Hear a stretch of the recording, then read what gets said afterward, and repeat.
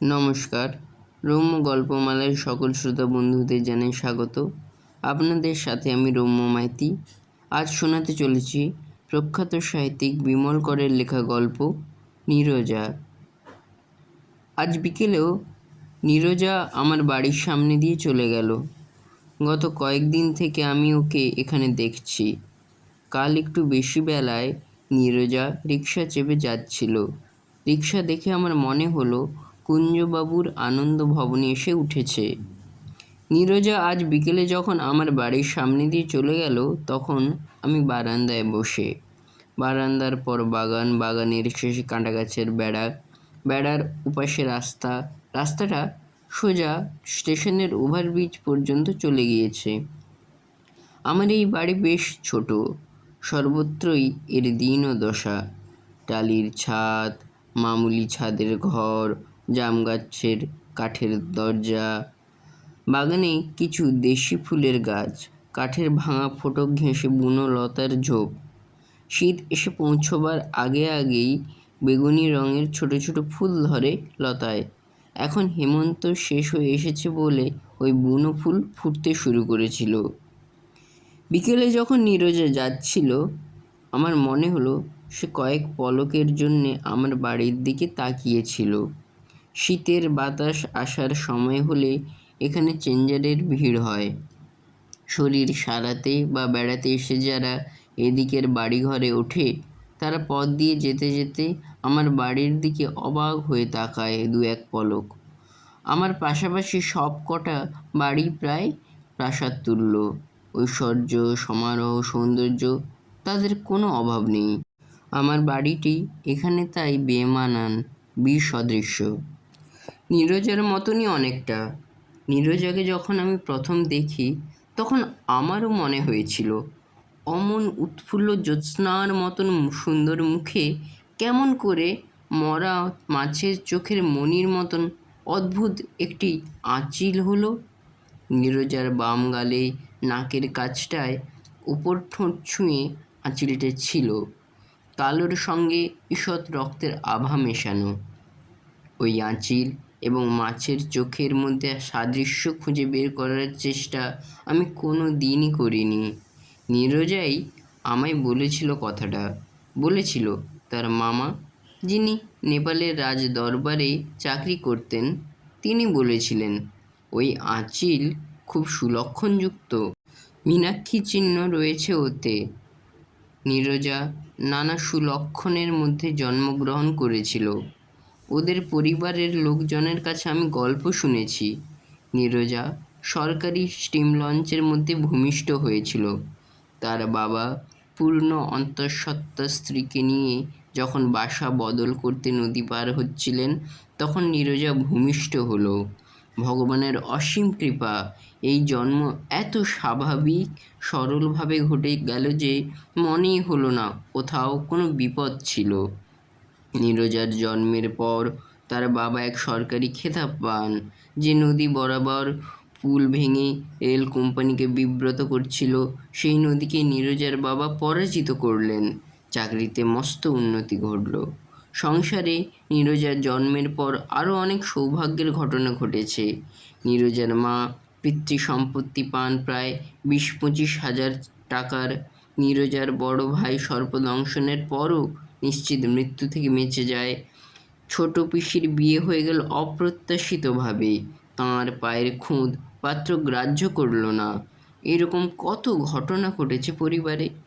সুলক্ষণা মেয়েকে অতি যত্নে এবং অতি প্রশ্রয়ে রক্ষা করে করে প্রথমে নীরজার বাবা মারা গেলেন, তারপর নীরজার মা। আমার সঙ্গে নীরজার যখন প্রথম পরিচয় ঘটেছিল, তখন নীরজার মা বেঁচে ছিলেন। তাঁর রূপ ছিল স্নিগ্ধ, মুখের আদলটি ছিল কুমোরটুলির প্রতিমার মতন। নীরজাকে অকাতর স্নেহ ও প্রশ্রয় দেওয়ার পরও তাঁর কোনো কোনো ব্যাপারে উদ্বেগ ছিল। মনে হতো তাঁর সুলক্ষণা মেয়েকে কেউ অধিকার করে নেয়, এই ভয়ে তিনি সতর্ক রয়েছেন। বড় ছেলে বিদেশবাসী, বিয়ে করেছেন বিদেশিনীকে। নীরজার মার একটি বড় রকমের দুঃখ ও মনক্ষোভ এই ব্যাপারে থেকে গিয়েছিল। তিনি বংশের মর্যাদা ও গৌরব রক্ষার জন্য মেয়েকে তাঁর মনোমতো পাত্রে সমর্পণ করার কথা ভাবতেন। নীরজার মা একবার বেশি রকম অসুস্থ হয়ে পড়েন। রোগটা জটিল পথ নেয়। তাঁর ধারণা হয় জীবনের বেলা তাঁর ফুরিয়ে এসেছে। নীরজার জন্যে তিনি তখনও যোগ্য পাত্র নির্বাচন করে উঠতে পারেননি। সময় নেই দেখে এবং ভরসা পাচ্ছিলেন না বলেই শেষ পর্যন্ত তিনি নীরজাকে আমার স্ত্রী হতে দিতে সম্মত হলেন। সুলক্ষণা নীরজাকে আমি লাভ করার পর অনেকেই মনে করেছিল পিতৃপরিবারের পারিবারিক সৌভাগ্য এবার নীরজা স্বামীর পরিবারে স্থানান্তর করবে। কেউ কেউ বলতো এই বিবাহই তার সূচনা। প্রসন্ন এবং সপ্রেম চিত্তে আমি নীরজাকে গ্রহণ করেছিলাম। আমি আশাতীত সৌভাগ্য অর্জন করব, সমৃদ্ধ ও যশস্বী পুরুষ হয়ে উঠব এমন বাসনা সজ্ঞানে কোনোদিন করিনি। আমি কখনো নীরজাকে বলিনি তোমার ভাগ্যে আমার জয় হোক। নীরজার কাছে আমি পরিপূর্ণ প্রেম চেয়েছিলাম। কৈশোরকাল থেকেই আমার মনে এই ধারণা গড়ে উঠেছিল যে জীবনে প্রেমই একমাত্র কাম্য বস্তু। আমায় আমার সোনামাসি একটা গল্প বলেছিল। গল্পটা আমার চেতনার কোথাও মধুর চাকের মতন বাসা বেঁধেছিল। যৌবনের প্রস্ফুটিত দিনগুলিতে পৌঁছে আমি অনুভব করতে পারতাম মৌয়ের চাকটি পূর্ণ রয়েছে। মাসির কাছে আমি যে গল্পটি শুনেছিলাম তার চেহারা প্রাচীন উপকথার মতন। সাবিত্রীর উপাখ্যানটি মনে পড়ে যেত, কিন্তু আমার বরাবরই মনে হয়েছে সৌমতীর কাহিনীর গভীরতা আরও বেশি। সৌমতী একটি আশ্চর্য অভিসার করেছিল। মৃত্যু এবং প্রেমের কোনটি শ্রেষ্ঠ, সৌমতী তার অন্বেষণ করেছিল শেষাবধি। মৃত্যুর রথকে সে অনুসরণ করে করে জীবজগতের শেষ প্রান্ত পর্যন্ত এসেছিল। এসে যমরাজকে বলেছিল, যম, আমি তোমায় অনুরোধ করছি, আমার প্রেমাস্পদ যুবতীটিকে তুমি তোমার রথ থেকে নামিয়ে দিয়ে যাও। সোনামাসি বলেছিল, সে বড় অদ্ভুত কথা।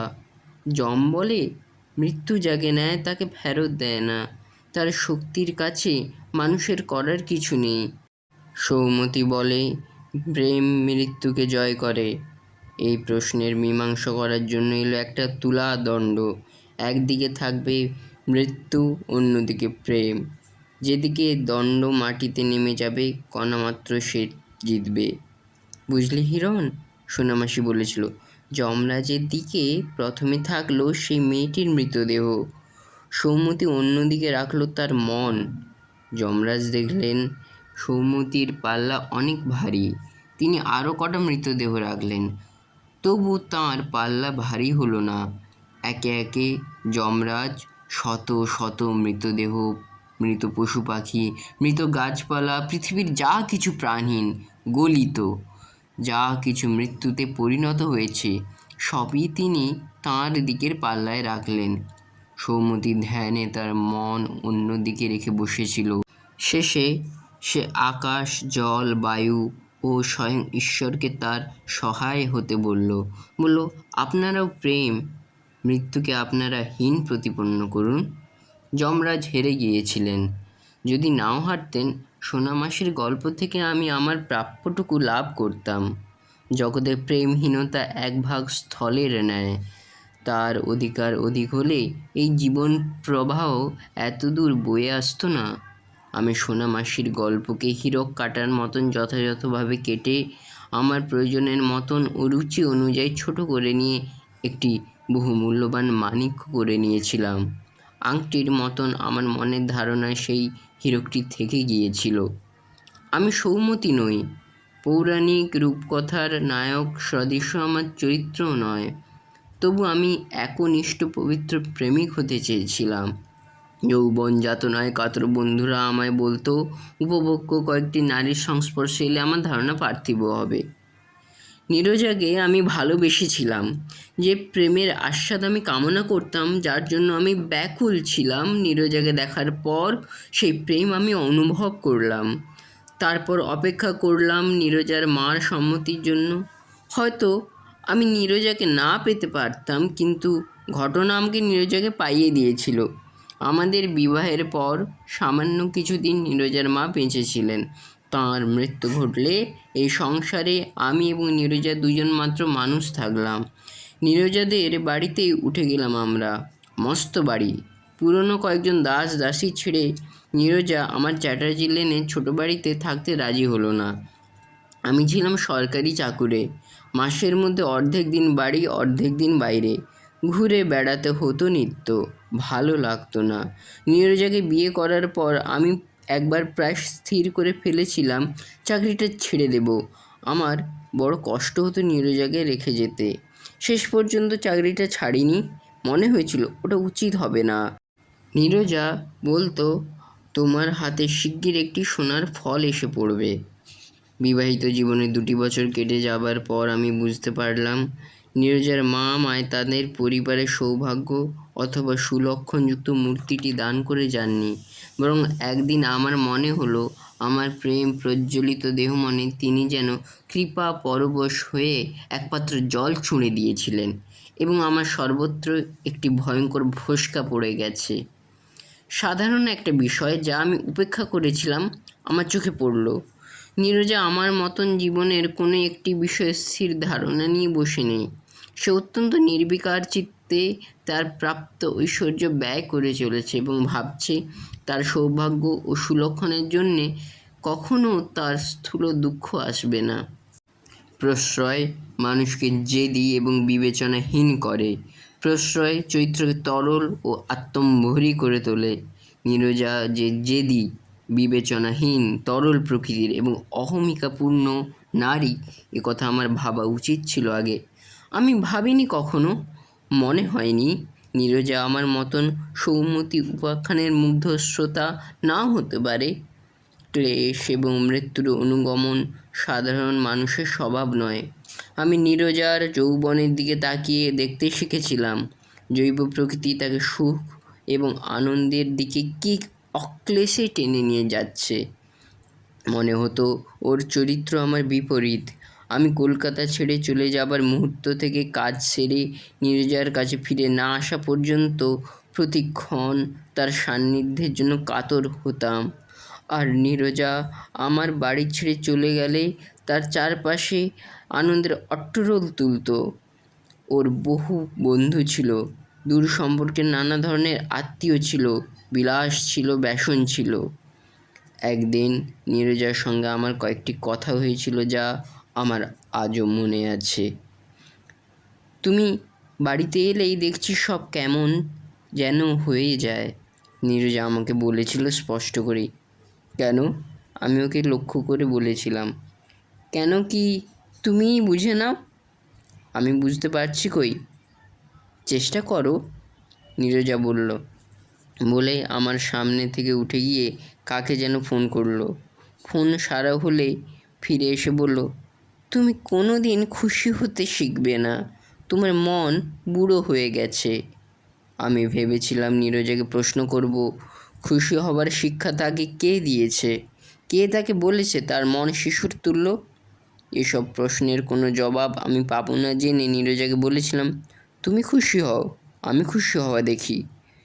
নীরজা হয়তো আমায় তার খুশি হওয়া অচিরেই দেখাতে পারত, কিন্তু তার অদৃষ্ট বাদ সাধল। তার দাদা বিদেশে দেনার দায়ে দেউলিয়া হয়ে জরুরি চিঠি পাঠালেন বাড়ি বেচে তাঁকে টাকা পাঠিয়ে দিতে। বাড়ির ওপর নীরজার কোনো সত্ত্ব ছিল না, সে মাত্র বসবাসের অধিকারী ছিল। বাড়ি বেচা হলো। বাড়ি বেচা শেষ হতে না হতেই নীরজা তার অত্যন্ত বিশ্বস্ত বন্ধু মণিমোহনের জাহাজি ব্যবসায় ধার দেওয়া অর্থ জলে পড়ে যেতে দেখল। মণিমোহন নীরজার দূর সম্পর্ক আত্মীয় ছিল। আমি বুঝতে পেরেছিলাম নীরজার সৌভাগ্য এতদিনে অস্তমিত হয়েছে। তাকে বলেছিলাম, তুমি এদের কাছ থেকে সরে এসো, বয়স হয়ে আসছে, এবার নিজের ভালো মন্দ বুঝতে শেখো। নীরজা আমার কথা গা করে শোনেনি, বরং যে মুহূর্তে সে অনুভব করলো তার সৌভাগ্য তাকে ফেলে চলে যাচ্ছে, সে মুহূর্তে সে আরও জেদি, আরও অবিবেচক হয়ে উঠল। মার কাছ থেকে পাওয়া অর্থ এবং অলংকার যথেষ্ট নষ্ট করেছিল নীরজা। তবু কিছু ছিল, নিজের কাছে নিজে হারবে না, যেন এই প্রতিজ্ঞা বশত সে এক অদ্ভুত কাজ করলো। উঠতি এক শৌখিন বাড়ি করার জেদে সে শেষ কবরতক পর্যন্ত তুলে দিল পরমেশের হাতে।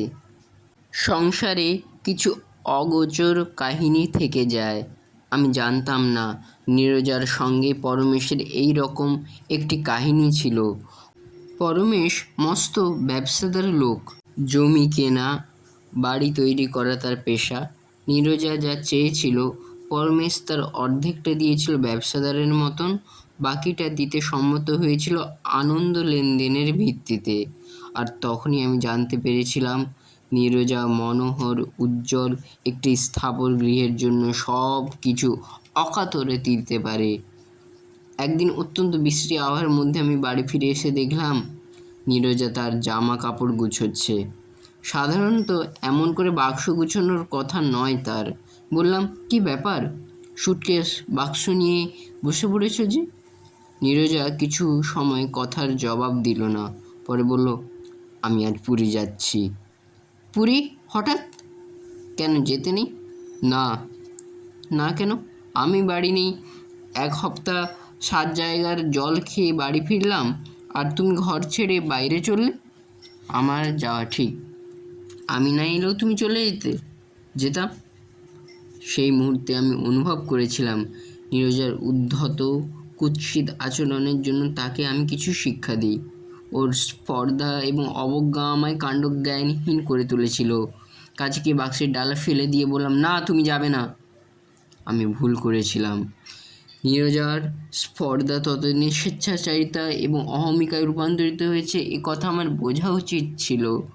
আবাল্য যে মেয়ে শুধু প্রশ্রয় পেয়েছে, তাকে সংসারের লক্ষ্মীর বিগ্রহের মতন অর্চনা করা হয়েছে, সে স্বভাবতই আমার মতন মানুষের আপত্তি অথবা বাধা গ্রাহ্য করবে না।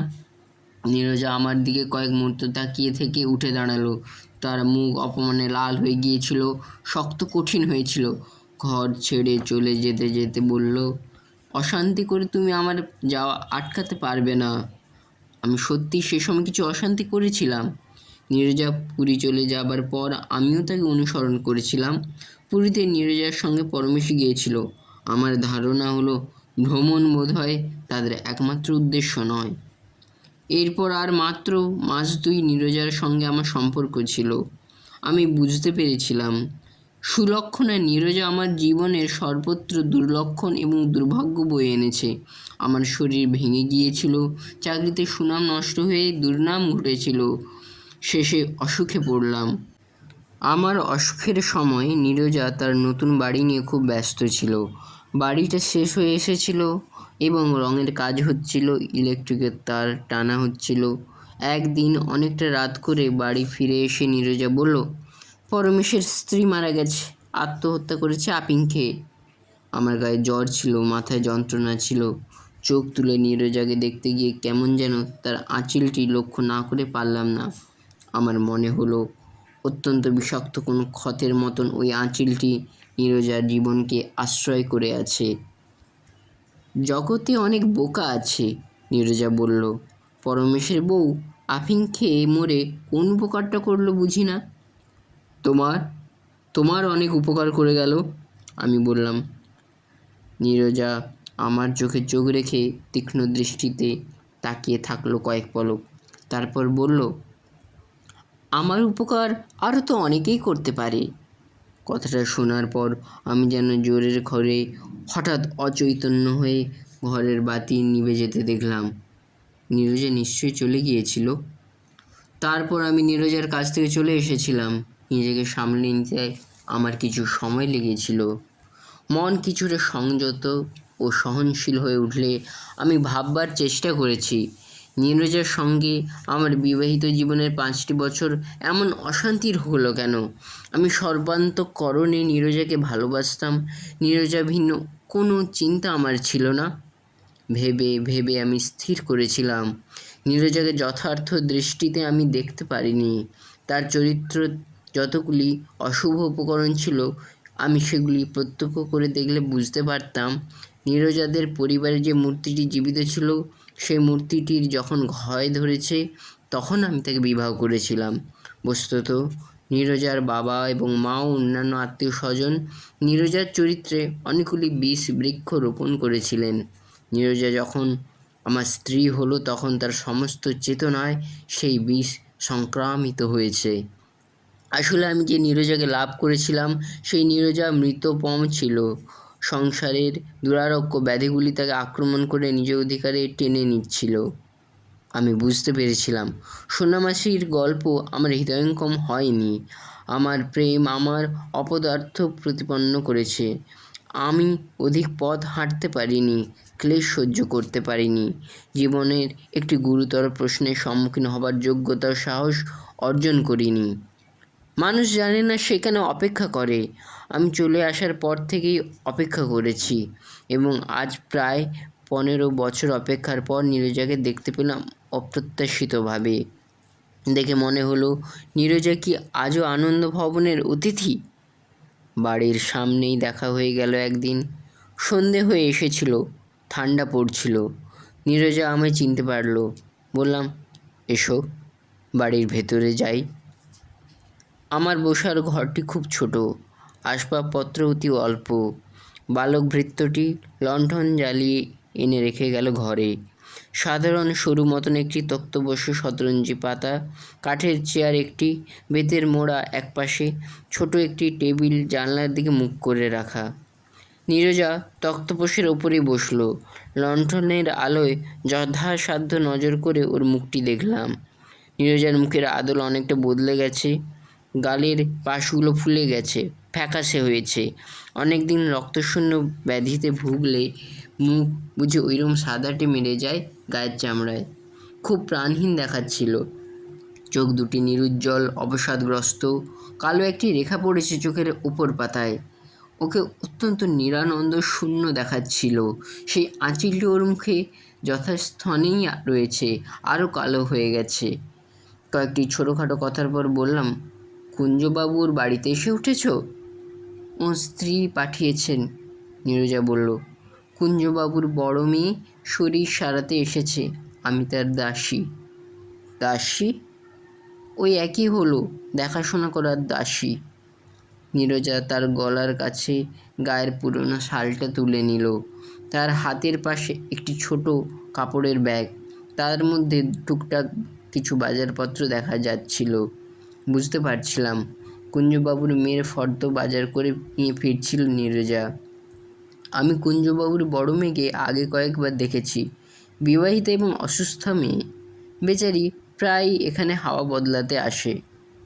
সামান্য সময় নীরব থাকলাম। নীরজার দুর্ভাগ্যের ইতিহাস জানার ইচ্ছা আমরা হচ্ছিল না। অনুভব করতে পারছিলাম সৌভাগ্য তাকে যা যা দিয়েছিল দুর্ভাগ্য তার সব কিছুই একে একে ফিরিয়ে নিয়েছে। নীরজার সেই শখের বাড়ি, অহমিকা, দম্ভ, স্বেচ্ছাচারিতা সমস্তই চলে গেছে। এক সমৃদ্ধ গলায় বললাম, তোমার সঙ্গে অনেক দিন পর দেখা হলো। হ্যাঁ, অনেক দিন, নীরজা টেনে টেনে বলল। দীর্ঘশ্বাস ফেলল লণ্ঠনের দিকে তাকিয়ে। চুপ করে থাকলো মুহূর্ত কয়েক, তারপর বলল, তুমি এখানে কতদিন আছো? তা অনেক দিন, বছর 7-8 হয়ে গেছে। একলাই থাকো? একটা চাকর আছে। কি করো আজকাল? এখানে একটা স্কুল আছে হিন্দুস্তানিদের, সেখানে পড়াই। ও, মাস্টারি। লণ্ঠনের আলোতে কয়েকবার চোখের পাতা রগড়ে নীরজা বলল, আমার চোখের পাতায় পোকা ধরেছে আজকাল। সন্ধ্যের আলোয় আরও জ্বালা বাড়ে। এবার উঠব, মেয়েটা অপেক্ষা করে আছে। নীরজাকে বসতে বলে রাত বাড়ালাম না। ও উঠে দাঁড়ালো, আমিও উঠলাম। বাইরে শীত পড়ছে, কুয়াশা জমেছে ধোঁয়ার কুঞ্জের মতো। আকাশের তলায় কৃষ্ণপক্ষের অন্ধকার কয়েকটি নক্ষত্র সমেত স্থির হয়ে আছে। আমরা নীরবে বাড়ির বাইরে এলাম। ফটক খুলে নীরজাকে পথ দিতে নীরজা হঠাৎ বলল, এবার এটা তোমার? ছোট্ট করে হ্যাঁ বললাম। নীরজা দাঁড়িয়ে থেকে কি ভাবলো যেন, বলল, এখানে সব বাড়িতে নাম আছে, তোমার বাড়ির নাম কি? আমার বাড়ির কোনো নাম ছিল না। মাঝে মাঝে মনে হতো একটা নাম দেওয়া যাক, মন মতো নাম পেতাম না।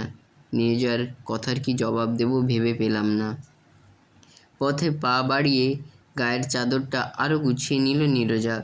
বাতাসে শীত এসেছে, রাস্তা নির্জন। অন্ধকারে একটা চতুষ্পদ জীব চলে যাচ্ছিল। নীরজা ভেবেছিল আমি ফটকের কাছেই দাঁড়িয়ে আছি।